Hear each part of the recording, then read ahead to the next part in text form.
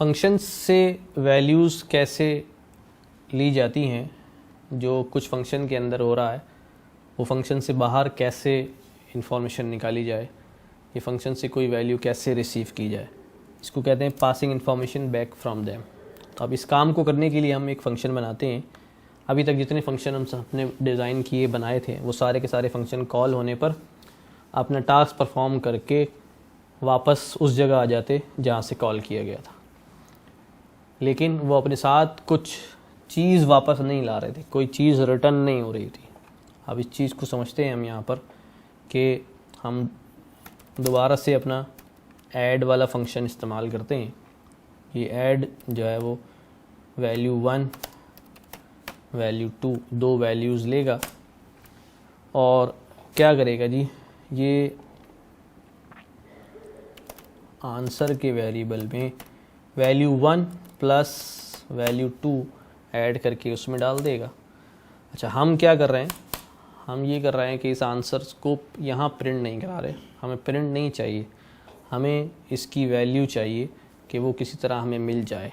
जिस तरह अगर हम यहाँ सिर्फ ऐड को कॉल करते हैं और यहाँ 2 वैल्यूज़ प्रोवाइड करते हैं, ये फंक्शन कॉल होता है, कुछ भी नहीं हुआ क्योंकि ये फंक्शन कॉल हुआ, इसने वैल्यू ऐड की और आंसर में डाल दी।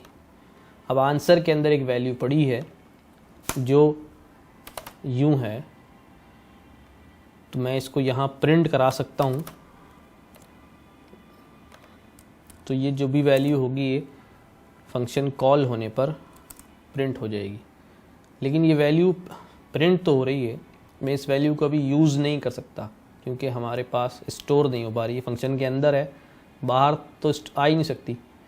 तो यहाँ प्रॉब्लम क्या है कि अब हमें इस वैल्यू को बाहर निकालना है, तो हम एक कीवर्ड यूज़ करेंगे रिटर्न आंसर, और यहाँ पर हमने एक वेरिएबल बनाया रिज़ल्ट। अब ये फंक्शन कॉल हुआ, वैल्यूज़ गई यहाँ पर, ऐड होने के बाद आंसर में असाइन हुई और हमने आंसर को रिटर्न कर दिया। ये रिटर्न, इसके आगे जो भी वैल्यू होगी ये वापस यहाँ भेजेगा जहाँ से फंक्शन कॉल हुआ है। तो इसकी जगह फाइनली आप समझ सकते हैं कि रिप्लेस होके क्या बन गया, आंसर, और ये आंसर जो है वो किस में चला जाएगा, रिज़ल्ट में। तो अब हमारे पास रिज़ल्ट के अंदर एक वैल्यू मौजूद है जो क्या वैल्यू है, 6। तो रिटर्न से ये वैल्यू हमारे पास यहाँ रिज़ल्ट में आ गई। इस वैल्यू के साथ हम कोई भी ऑपरेशन परफॉर्म कर सकते हैं क्योंकि अब हमारे पास ये वेरिएबल में मौजूद है। मैं इसके साथ जो है ना मल्टीप्लाई करा दूँ किसी नंबर को, तो ये मल्टीप्लाई होके काम चलेगा।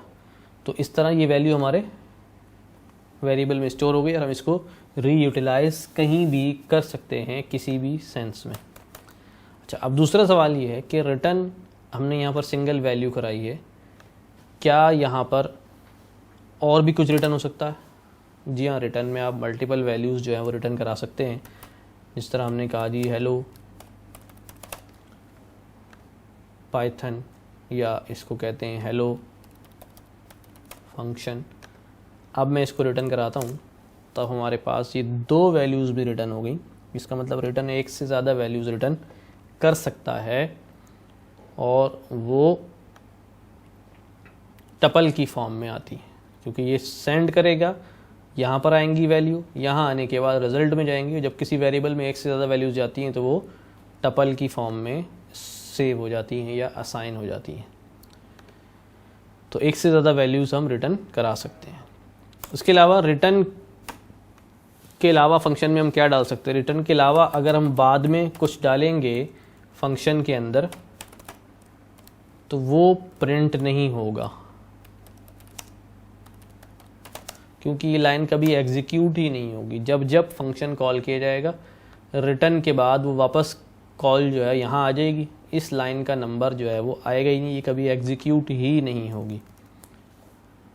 तो इसलिए आपने जो भी एग्जीक्यूशन या कैलकुलेशन लगानी है वो रिटर्न से पहले लगानी है। Return must be the last line of the execution in the function. अगर फंक्शन के अंदर आपने लास्ट में कुछ लिखा वो एग्जीक्यूट नहीं होगा, रिटर्न के बाद कोई लाइन एग्जीक्यूट नहीं होती।